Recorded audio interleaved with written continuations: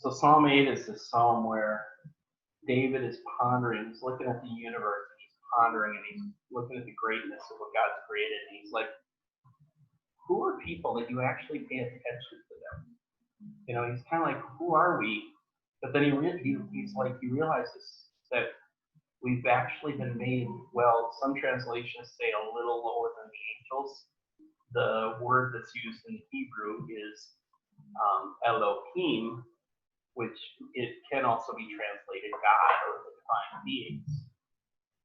So, I mean, he basically made him a little lower than God. You know, for some reason you made man, you know, put him in this special place of taking care of your creation and that. And so it's based, a lot of this is based off the theme video in the Bible Project on the image of God. We're going to go ahead and show that again. And because I think it's really important. I think particularly with what's been going on in the last 2 weeks, basically since Memorial Day and since the death of George Floyd, I think we really,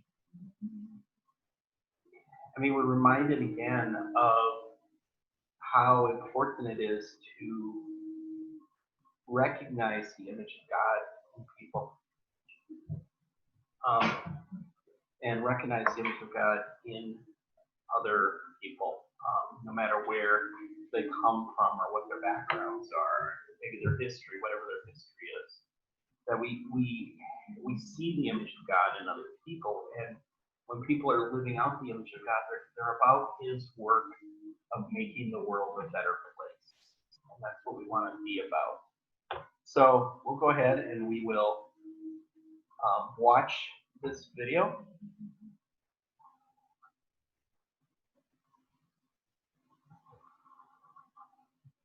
Oh yeah, I forgot one important thing again. Otherwise, it's going to sound really bad on the recording.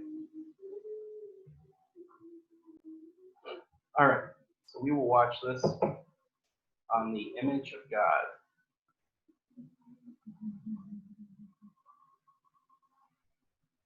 One too far. There we go.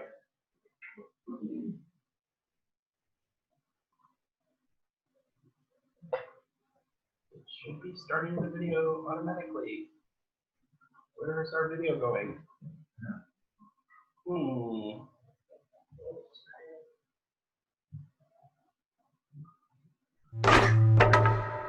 So if you lived in ancient Bible times, odds are you lived under the authority of a king. And many of these kings claimed that they were gods, and they would even call themselves the image of God. Meaning they had authority to tell people what to do, order things to be made. Yeah, they got to define good and evil. And these kings would often make statues of themselves, which in Hebrew were called tselem, often translated as idol or image. But for Israel, they didn't view their kings as the God. In fact, they were never supposed to even make images of God. It's exactly right, and that was really unique for that time and culture.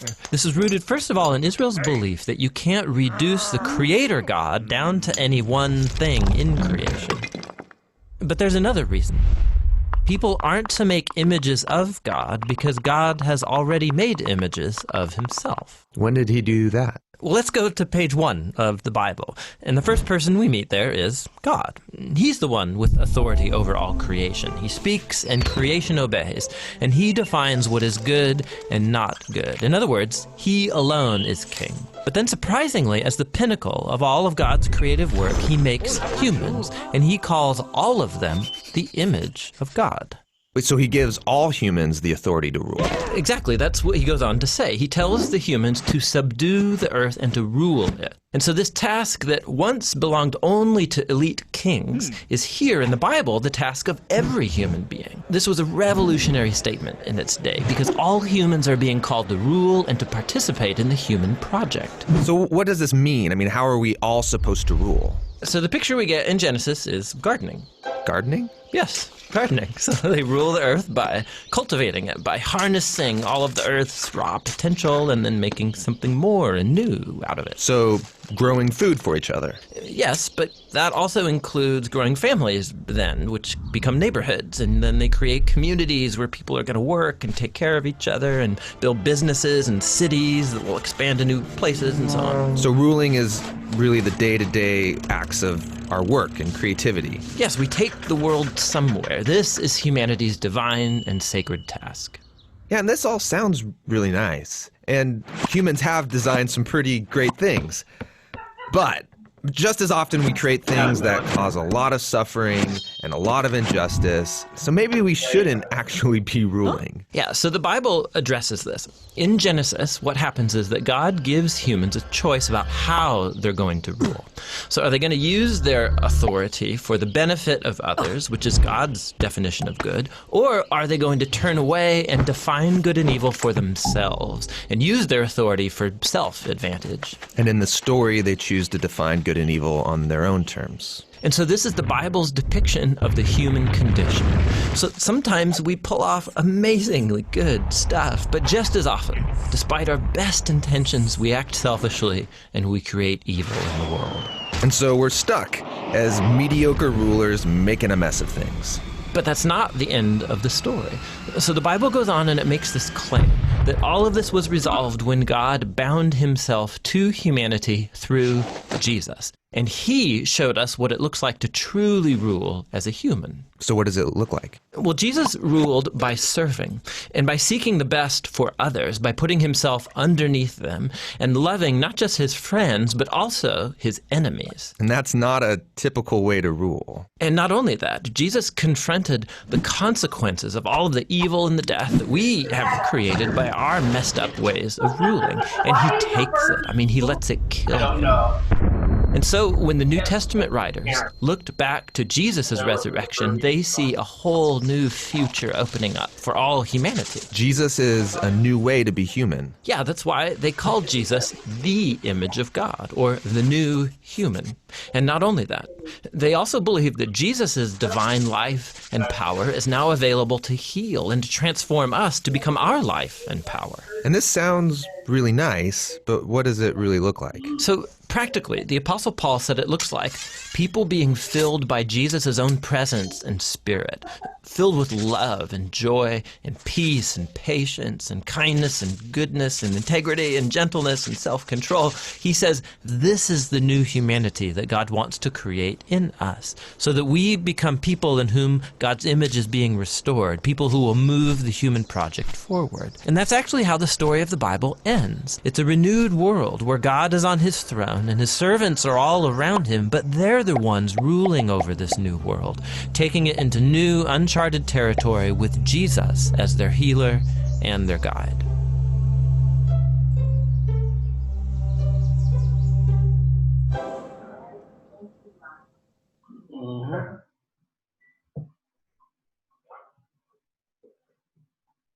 But yeah, Fergus used to give military secrets away. Ah, they were giving military secrets away. Oh, that might be why we are evil. They were giving away military secrets.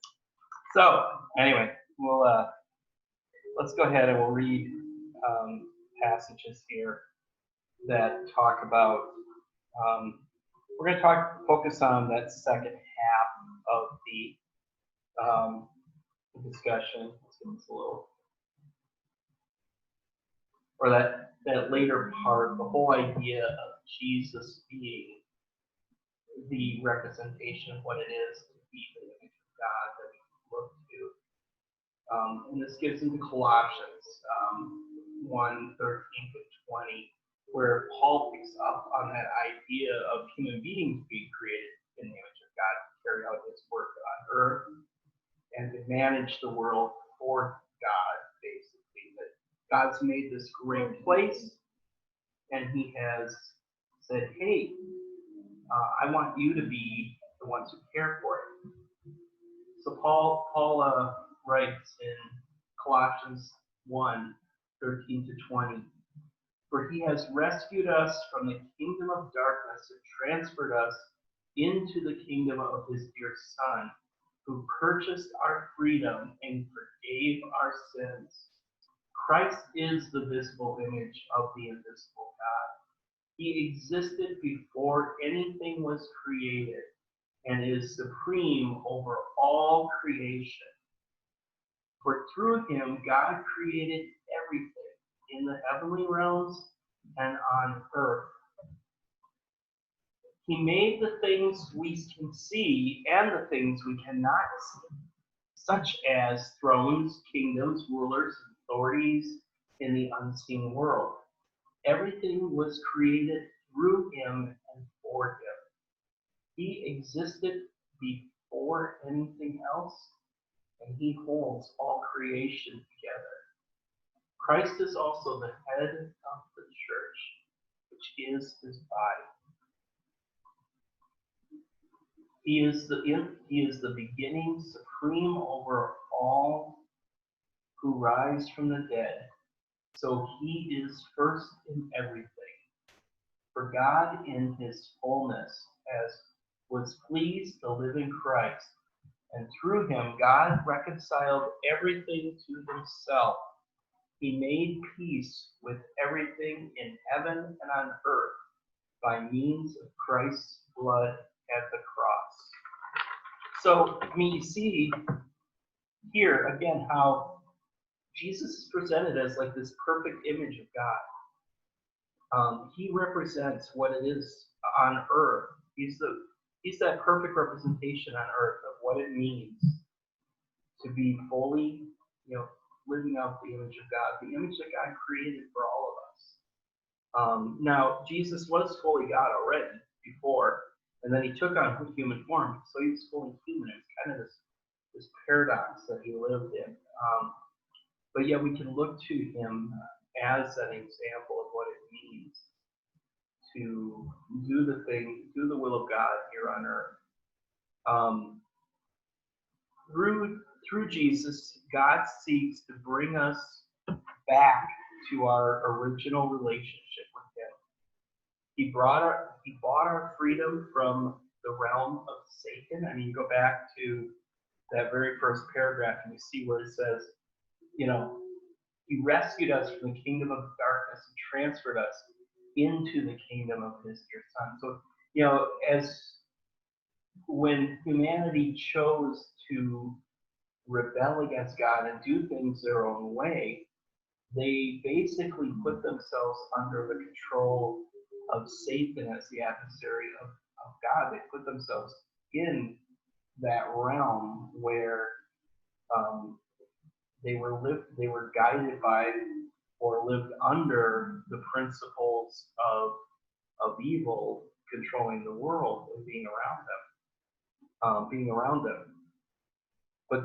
But through Jesus, we're bought out of that realm and we're brought into this new kingdom of people. It's like a new humanity that God's recreating. And when he brings us into this renewed kingdom, where we continue to live out the improvement of the world, that whole project that God created in the beginning, where he told Adam and Eve, here's the garden, be fruitful, multiply, make it good, make it better, make it. Was there a flood before Jesus came? Oh, the flood was way before Jesus came. Okay, God made a flood, right? So He wasn't bad or evil. Yeah. Okay, he saw that. Okay. And then more people came. Yeah. And then they killed his son, Jesus. Yep, they did that. Okay. This don't make no sense to me right here. Why? Because he flooded the world to get rid of people. Mm-hmm. Now he chose Jesus. And he asked God to save everybody's sins. Right? Right. Well, he gave us the opportunity to break away from that. Yeah. If he saw those two, his son died Mm-hmm. for everybody's sins. Mm-hmm. And then the flood. Well, the flood happened first. Yeah. And those two incidents and the stuff that's happening today is still going on right now. Right. Right. Why didn't he just pretty much why do you let people keep going on for? That's always a good question. Well, here's the thing. You know, let's think back to the flood. With the flood, he wiped everybody out except for one family. Yeah. Is the way the story is presented. So Noah was the continuation of the human project. But Noah still had sin in his heart. His kids still had sin in their heart. They were honoring God and were obedient to God, but they still had that same issue of disobedience as well. And they started to follow the same patterns. Now, God made a promise he wasn't going to wipe the whole earth out by a flood ever again. Yeah. So, therefore, he didn't. He hasn't.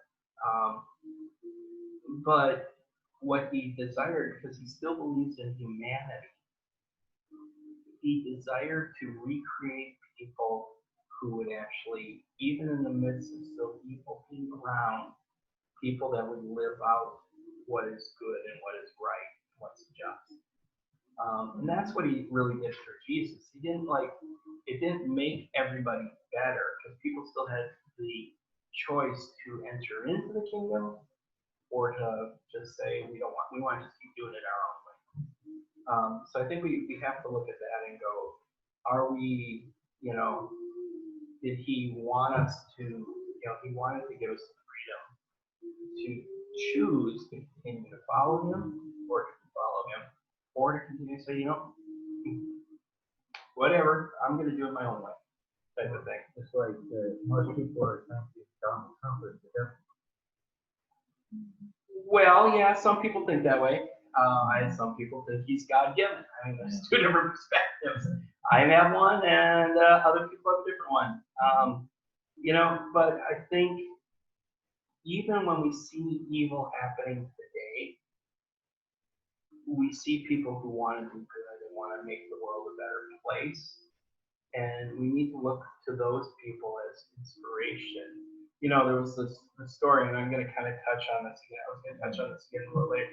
But, with the whole thing with the killing of George Floyd, there was a post that emerged a couple days later by a police officer in a town called Columbia Heights, which is just on the north border of Minneapolis. In fact, we lived, before we moved to Indiana, we lived literally a half block from Columbia Heights. I mean, we knew that area really well. That was the side of Minneapolis we lived on.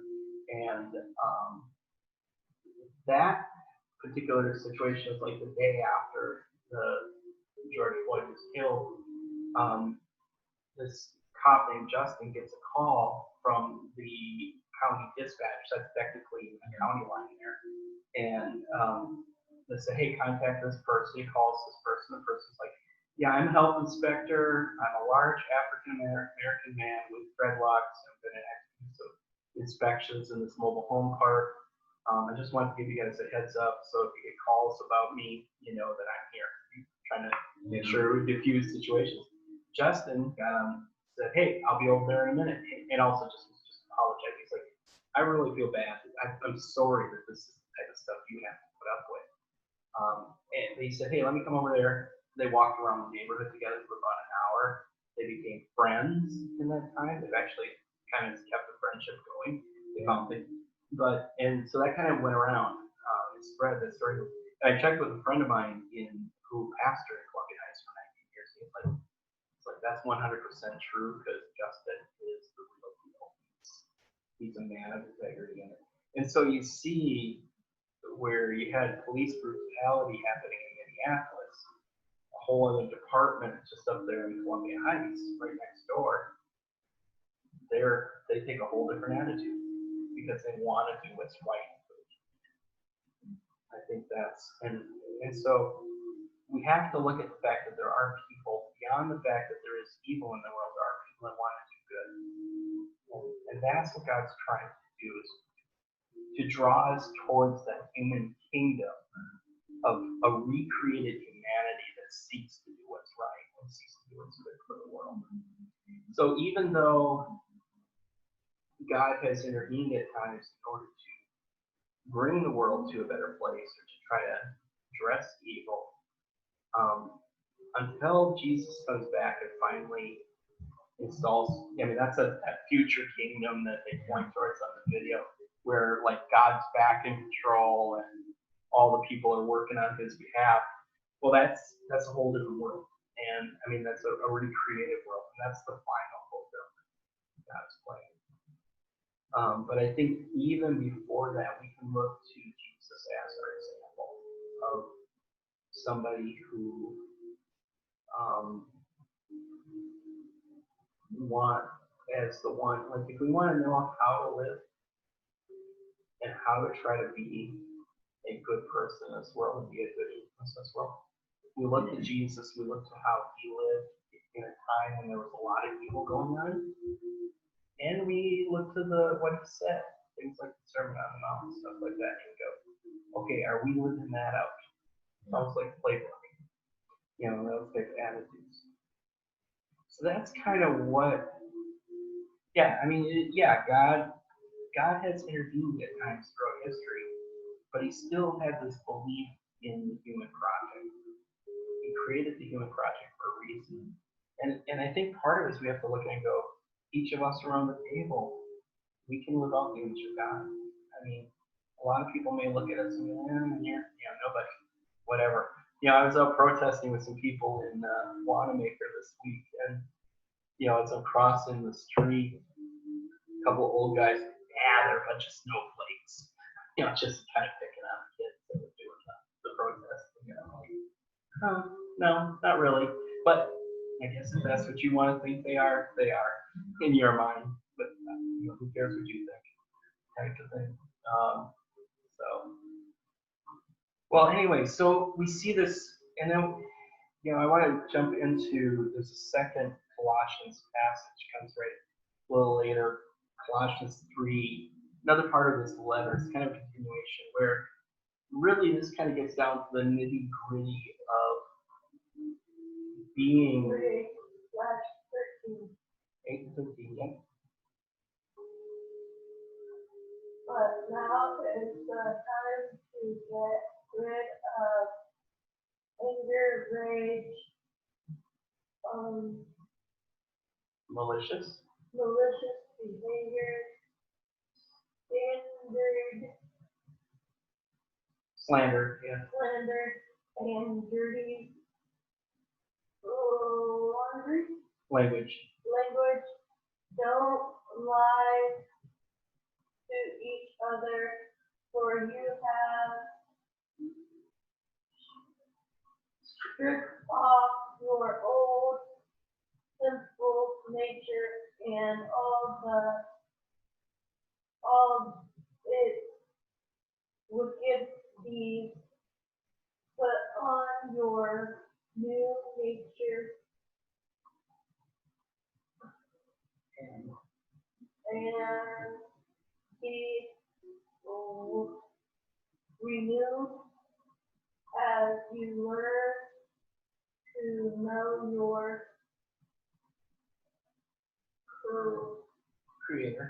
Creator and become like Him in this new life. It doesn't matter if you are a Jew or a Gentile, Circumcised. or uncircumcised, Barbaric. uncivil, Uncivilized. Slave. or free. Christ is all that matters, and He lives in all of us. Since God chose you to be the holy people He loves you most, clothe yourself with Tenderhearted. mercy, kindness, humanity, generosity, Or gentleness. and Patience. patience. Make our Allowance. allowance for each of us fault and forgiving anyone who offends you. Remember the Lord forgave you, so you must forgive others. So basically what we see here in this, kind of just continuing on the idea of a new humanity, is that it's a call to lay aside the patterns and values of the culture and rebellion and to take up the values of a new humanity. So it's like lay aside all these other things and then take up tenderhearted mercy, kindness, humility, gentleness, and patience. You know, he's calling them to live a different type of life, to live a different example. And what's interesting here, you know, when I think of it, and I've been thinking about all of this stuff in relation to the issue of Black Lives Matter and the issue of the way police have been treating people, and particularly African Americans, unarmed African Americans, have been at the receiving end of a lot of that mistreatment, and all the stuff that's been coming to our attention. And you know, I think some people always are like, you know, people are like talking about, you know, I think this last incident has really opened people's eyes more than I've ever seen before. I think it so affected people that people are just like, yeah, we got an issue here. We need to deal with this. And some people do the standard, well, yeah, but all lives matter, or you know, it's, you know, it's just, we just need to stop seeing color, and we need to, like, you know, just see we're all one humanity and stuff like that. And I think people who are African American are kind of like, well, I hope you see my black skin and you honor it. You know, it's kind of, they're like, well, don't see color. You know, see my color and learn to love it and appreciate it. And you know, I look at this, and people commonly, because a lot of times this passage is translated at the end of that paragraph. It's translated, you know, there's neither Jew nor Greek, circumcised or uncircumcised. And I think we've become so accustomed to kind of abusing that idea that whenever these translators did their translation, they were like, I don't think he's getting at the we're all one, like you don't have your ethnicity of origin before. But it's more that it doesn't matter what your background is. Christ is what matters. So he's not saying, you know, leave your background or deny your ethnicity. He's saying, you know, Christ is what brings us all together from our diverse backgrounds and creates this mosaic of a beautiful picture of all these different pieces that look different, but all together represent Jesus and represent the image of God. And then when we come from these diverse backgrounds and we work together for the betterment of humanity, we're living up that image. So it's kind of like diversity under the umbrella of Jesus. You know, and I want to see, you know, I love inviting some people from Penn Place and Gladstone that I think have an interest in still coming to meeting with us, even though we can't do the meetings in their buildings anymore right now because of, you know, community rooms being closed and COVID and all that. Hopefully we can start to see some of them join us, and that we would start to see more of a diverse background of people in our community that together know Jesus, and together love Jesus and represent Jesus in their uniqueness. So, I really want to see, I mean, I think part of the problem that we have in America when we treat people the way we do a lot is we fail to see the image of God. And we need to look at people as being created in the image of God, not as things or people that or objects we use for our own personal benefit. That type of thing. So, anything else stand out with anybody or questions or anything come up for?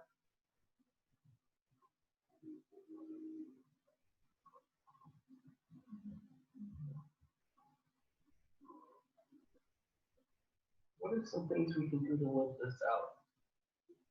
Maybe. Try to understand people a little better. Trying to like, kind of the old thing, the vision book by its cover. Yeah. It's a lot. That's everything. The end of that is making allowance for each other's faults, forgiving anyone who offends you. I mean, I think that's, that's really thing. None of us are perfect. Mm-hmm. And there are, a lot of people that, that are doing things wrong in the world, Mm-hmm. but that doesn't mean we're not worthy of being fair about being respected. Right. So, Yeah. Mm-hmm. hopefully, I have the belief when, you know how there's been the protest downtown and the riot? Yeah. It should not be involving kids. For the simple fact that's putting the kids in danger. Yeah, yeah, and a lot of people have been, people who bring their kids, I've talked to some of them, what they do is they just make a point of getting out of there before it gets too hostile. They plans for But that. that only works Yeah, it doesn't always work. so far. They learned that and separate kids. I don't know if anyone got killed, but I have heard of a couple situations where kids have got tear gas in their eyes. Seems pretty bad. I mean, and that's a whole other issue. I think we're gonna have to really look at this whole tear gas thing because it's a chemical weapon technically. So we're using chemical weapons on our own people. You know. Yeah, we need to stand for change in that way. You can't shoot bullets off of this story. No, even rubber bullets. Yeah, they hurt too. Well, somebody said the point of a rubber bullet is supposed. I saw a diagram. The way it's supposed to aim towards the ground, have a ricochet off the ground, and then it will bruise somebody, but not necessarily hurt them really bad. But the cops are just using them like regular bullets, and then they hit somebody in the head, and they could blind them or kill them. Yeah. So I mean that's. Especially if they go through your eye. Oh yeah. Yeah. I mean when I see them shooting paintballs at people, I'm like, hey, I know better than that. I've played paintball. You wear a mask and you don't take those eye goggles off no matter what. Because it could blind you if you got hit in the face. You know? And so then they're like using paintballs on people that don't have goggles. I'm like, think about this for a second, folks. You know. I would be the smart one. Your goggles on, tear gas me now. They still have a president underground. I don't know what. Because the last time I heard he was still on the ground. He had gone to a bunker for a while. I don't think he was there all the time. I think he's been out there. But yeah, I've heard different things about that. But yeah, I think we do have to have mercy for others. Yeah.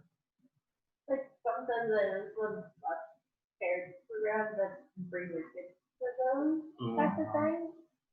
Because it's like you're not supposed to put your kids in danger no matter what. Yeah. That's the rules of being a parent. Uh-huh. No danger to kids. Yeah. You're supposed to stay away from anything